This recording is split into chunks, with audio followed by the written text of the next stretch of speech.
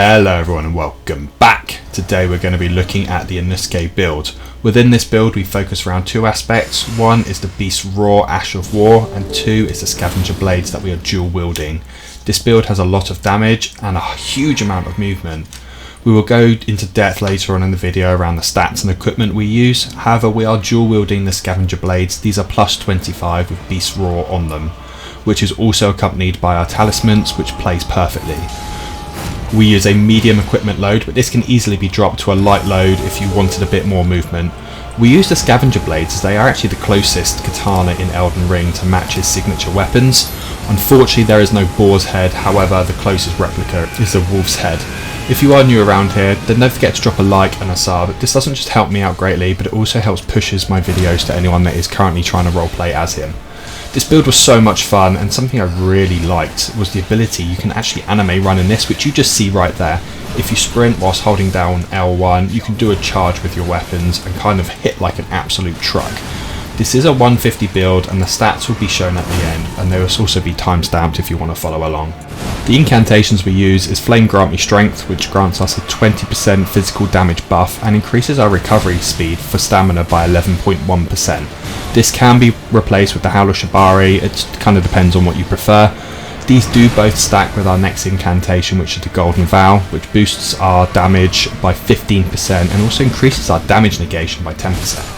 We use the Beast's Raw for the Ash of War because this is the closest thing to being an animal that we can find, and Inosuke is a loudmouth who loves to think everything is his idea, so shouting at bosses felt like a perfect way to add some extra damage but actually add more of his personality into the build.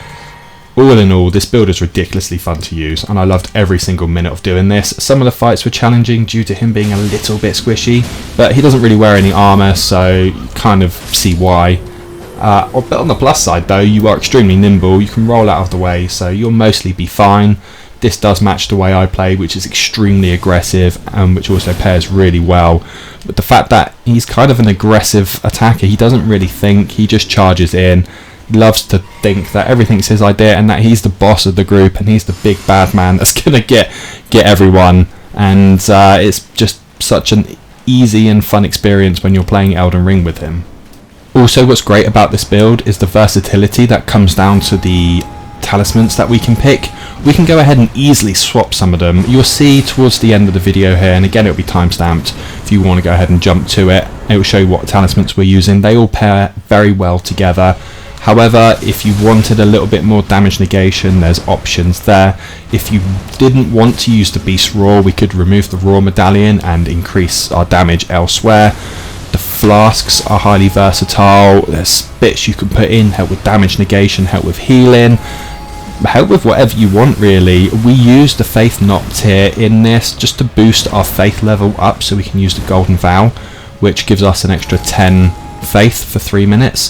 The only thing I would change that I have physically done is the stats slightly, but we'll go into that a little bit later, and it's just moving some of the stats around so that the flask pairs really nicely with them. Our next fight coming up was arguably the second most fun I had on this, which was killing the dragon. I did almost flatline him the first time I went to attack, but I got myself killed by the Scarlet Rot. But you can see here that we go ahead and throw down the opening hit, which is the lovely little anime run we can get out of it, and we just keep chopping him away. He's a beast. He loves to be the beast. We're rolling with the closest thing to a boar head, but we're trying to look for some of the demonic creatures in here, and we've gone ahead and slaughtered a few of them in our previous video, but we haven't got through all of them. We've gone ahead and slayed an Omen, which, you know, arguably is a massive demon there. We could classify it as one of the lower ranks. It's not the hardest one in the game to kill, and he certainly isn't going to be around there for very long.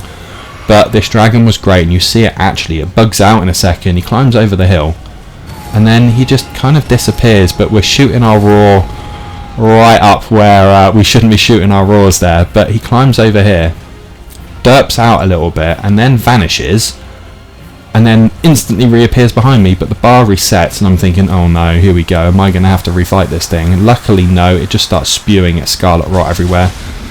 No idea why, but you can see from those blades, it gives you a nice opening damage, 1200, 1500 damage, and with the talismans that we have, which one is the Rotten Winged Insignia, that's a mouthful, but it pairs well with some of the others that we use, and as you may or may not know, the more hits you do, the more damage you do, as long as they're consecutive hits, which is great. And you'll see here we just absolutely slap it down with the roar.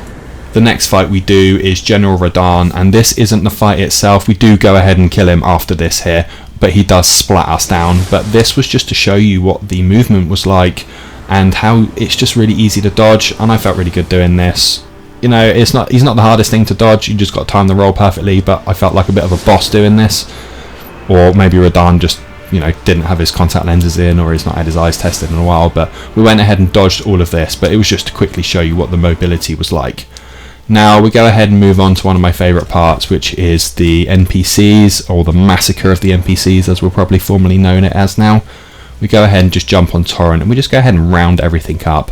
And this is just to show what the AoE ability is like with the build itself, what you can go ahead and do and slam people down, part of the builds we're using, and the Ash of Wars, or the, like I said, the AoE ability, the slashing, the whatever we're doing with the build here. But you see here we round everyone up, and the Horn guy goes ahead and makes our lives extremely easy and goes ahead and just herds everyone else up. We do go ahead and throw our Incantations down. Now you can see here we're one-shotting these are lower level mobs obviously, but this is more for the AoE ability. We go ahead and do the anime run in.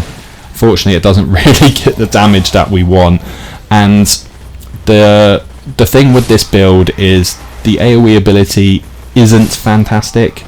The single target damage is fantastic, is kind of where it's at. You get a little bit of AoE damage with your roar, but overall this isn't really a build that I'd want to take on too many enemies at once. So we go ahead and look at the equipment here. We've got the double Scavenger blade, we've gone ahead and got the black wolf mask and the fur leggings, Shard of Alexander, the rotten winged insignia, Millicent's Prosthesis and the raw medallion. Within our flask we have the green burst crystal tier and the faith knot crystal tier. Now the green burst increases our recovery speed.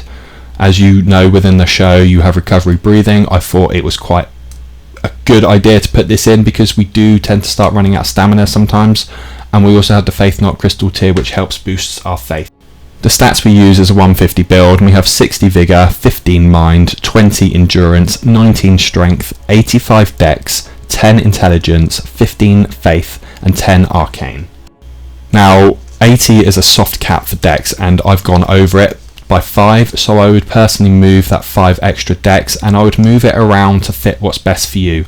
If you're planning on using the Howler Shibari, you're going to have to put some more into faith in order to use it. I believe it's 33 faith you need, so you are going to have to move some of the stats around in order to hit the 23 faith requirement, and then the faith knot here will boost you straight over. If you're not planning on using Howler Shibari, you can just go ahead and use the incantations we have, and then the faith requirement here sets you up nicely. Now overall this build is fantastic. I loved every minute of it. I personally would give it a 10 out of 10, and that's quite strong. I just loved doing it. He's my favourite character within Demon Slayer as it is, which probably means I'm a little bit more biased towards this, but I had a great time playing it, and I hope everyone has enjoyed it. I hope you followed along. If you want to go ahead and do the build, then please copy it, but don't forget to like, comment and subscribe, and I'll see everyone in the next one. Bye.